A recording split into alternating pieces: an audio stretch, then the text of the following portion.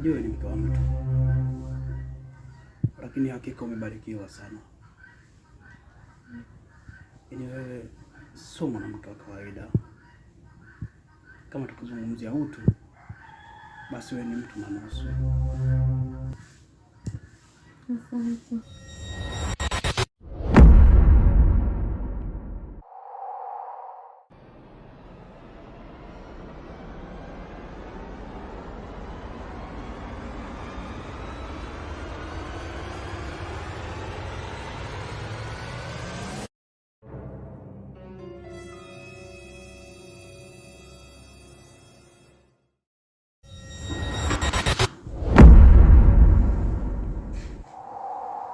Sawa mke wangu, wewe ni malaya, mimi nakubali wewe ni malaya.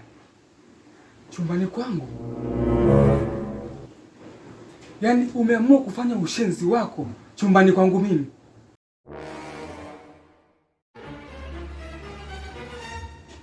Hivyo mwanamke, ni nini ambacho umekosa?